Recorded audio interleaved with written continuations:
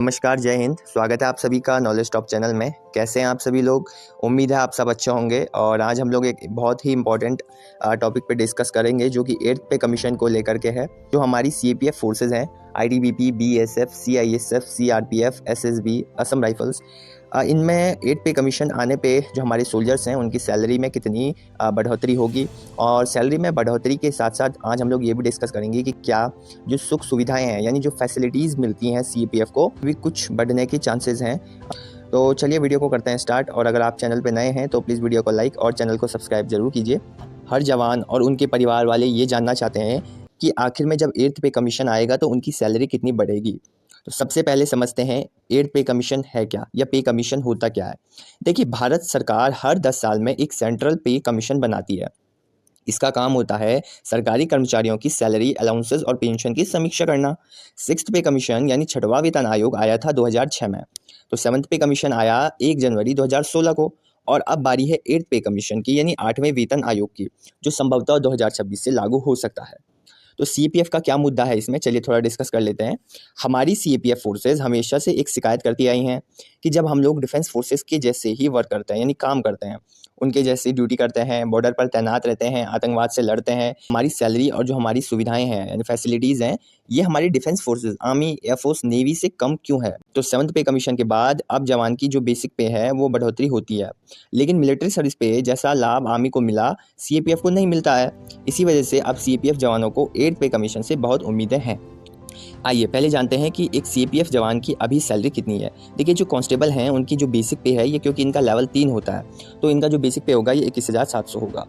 Head constable हैं उनकी level 4 है, 25,500 बेसिक पे होगा। सब इंस्पेक्टर हैं लेवल 6 है, 35,400 होगा।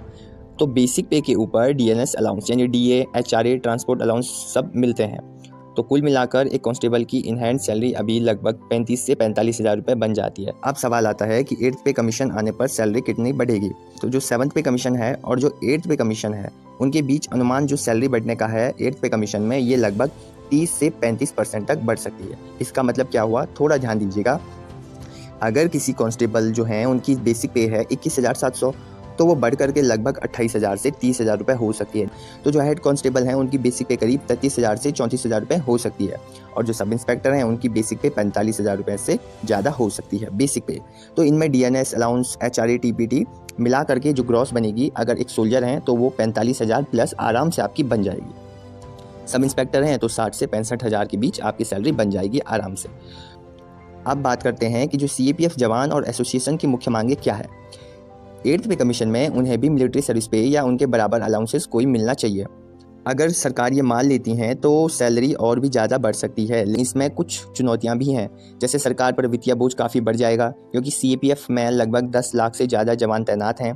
इसीलिए बढ़ोतरी का फिलहाल फैसला सरकार और पे कमीशन की सिफारिशों पर निर्भर करेगा। फ्रेंड्स, हमें हमेशा याद रखना चाहिए कि ये जवान 45 डिग्री की गर्मी हो या -20 डिग्री की ठंड, हर मौसम में बॉर्डर पर अंदरूनी सुरक्षा में तैनात रहते हैं। उनकी मेहनत, त्याग की तुलना किसी वेतन से नहीं की जा सकती, लेकिन बेहतर सैलरी और सुविधाएं देना उनकी मेहनत का सम्मान करने का सबसे आसान तरीका है। तो दोस्तों, 8th पे कमीशन से उम्मीद है कि सीएपीएफ और जो हमारे पुलिस फोर्सेज हैं सैलरी में 30 से 35% तक की बढ़ोतरी हो। जो हमारे कांस्टेबल हैं उनकी सैलरी 40 से 45 हज़ार हो सकती है और जो सब इंस्पेक्टर हैं 60 से 65 हज़ार के बीच हो सकती है। अब सबकी नज़रें 2026 पर टिकी हैं जब 8th पे कमीशन लागू होने की संभावना है।